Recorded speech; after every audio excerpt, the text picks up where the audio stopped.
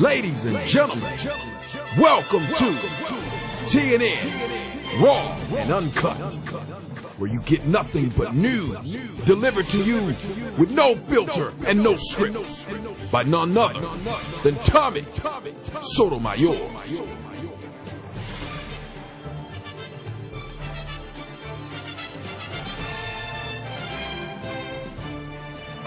The video is shot from a distance, but what happens is unmistakable. Let him go! Multiple cell phone cameras rolled at the Fruitvale BART station as transit police handcuffed 4 young men on New Year's Day 2009.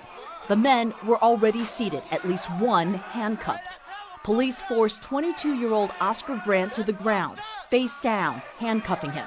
Officer Johannes Meserly draws what he says he thought was his taser. But listen.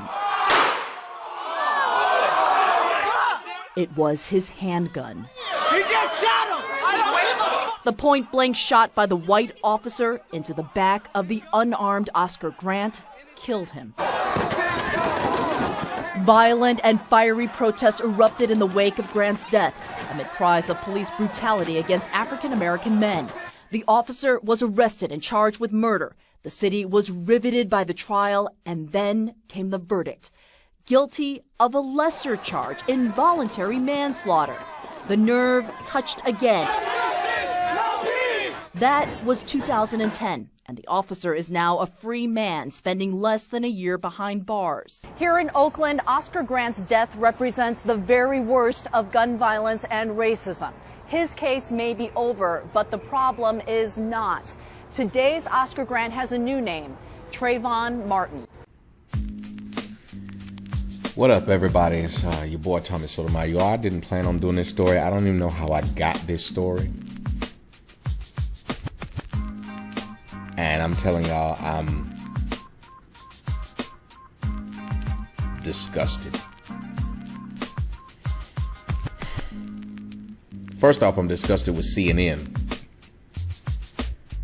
Because Oscar Grant and Trayvon Martin are two complete separate situations, but they're saying they're the same.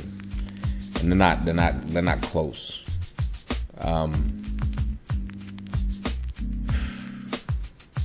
One was a free man walking home, a teenager.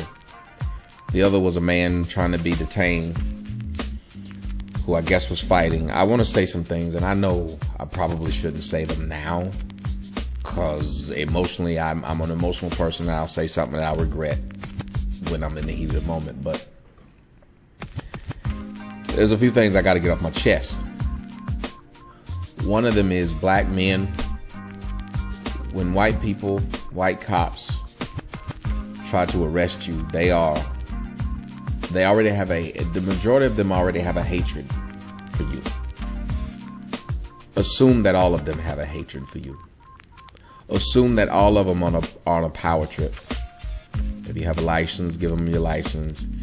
Keep your hands in front of you at all times. Don't resist, even if they're taking you somewhere and you think they're doing you wrong. Just don't fight them.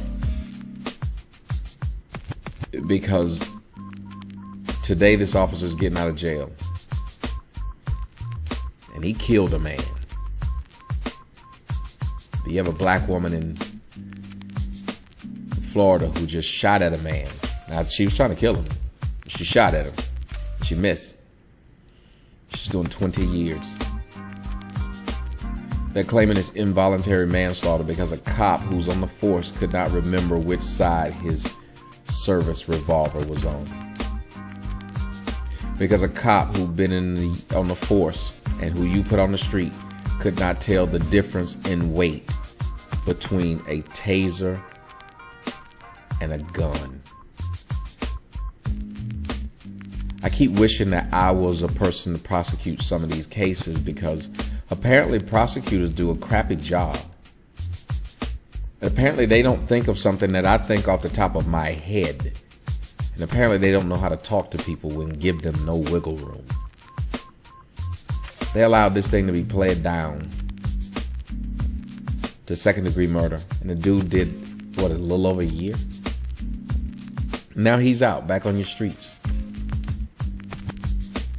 I'm not going to make it a race thing as far as him I'm going to plead with black people as far as us. We like to fight each other. We'll fight each other, talk crap to each other, try to ruin each other's lives, ruin each other's careers. We'll do everything to each other. We will kill each other. But yet this was what, almost 3 years ago when this happened. The verdict was just over a year ago. Yet you attack your own with more veracity than you did that cop. That cop walked around freely. Zimmerman walks around freely. And this is the part where I'm figuring I probably should not do this, but I don't see how any human being could watch this and not be on the verge of tears. But we forgot, black people. And we keep forgetting. And every time they do something to us, we keep forgetting. We move on. As long as we got cable, as long as we got internet, most of it's internet. As long as we can afford something off the dollar menu.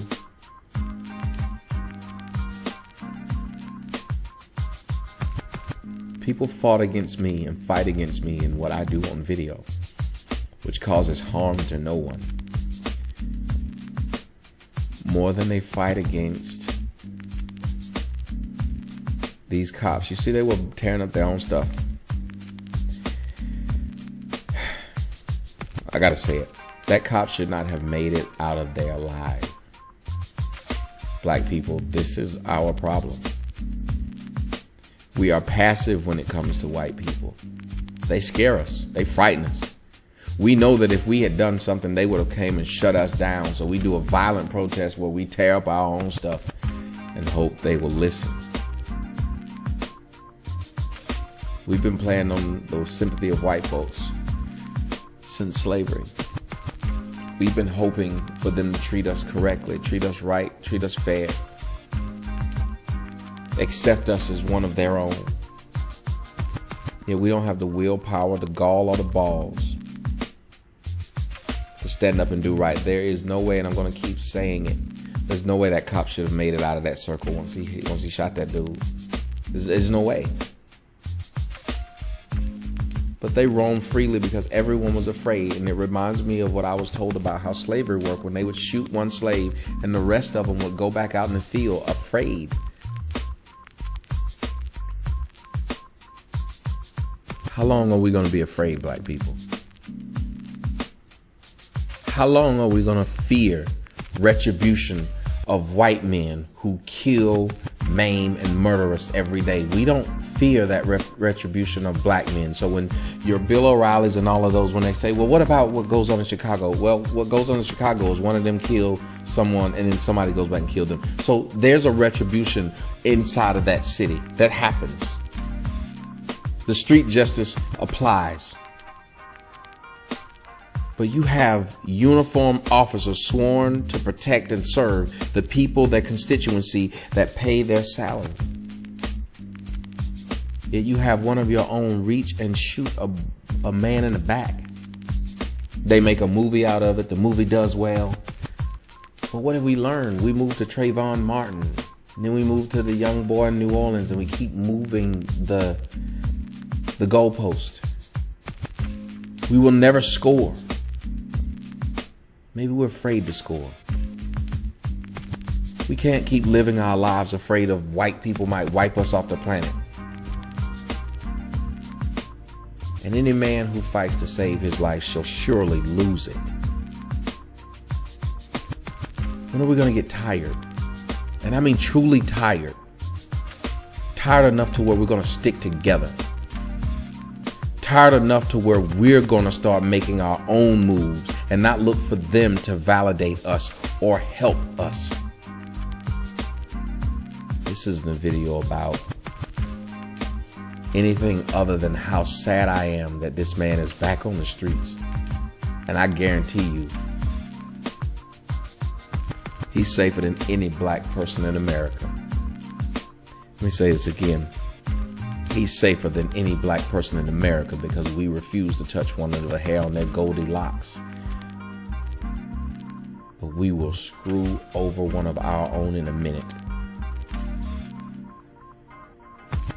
At some point in time, we have to take ownership of the destruction of our own race.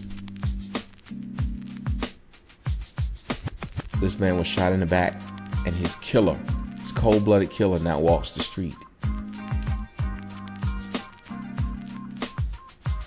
Is that justice? But then we've moved on to Trayvon Martin. We moved past Brian Banks. We moved on to Trayvon. And we'll move on to something else. And we'll continue to move on to something else. Because we are afraid to face our enemy. So we turned ourselves into our enemy. Like animals do. I don't know if I'm going to go see the movie. I don't know what to think. All I know is I'm saddened now. Because nothing happened to those cops. Nothing happened to those cops' neighborhood. Nothing happened to those cops. Well, at least they tore up the car, one of the cops' car. But nothing happened. They live with immunity and impunity when it comes to black men.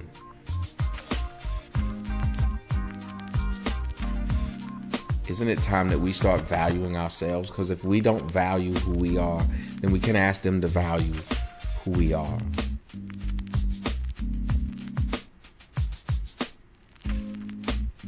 Please think about it. Tommy Sotomayor, I'm out.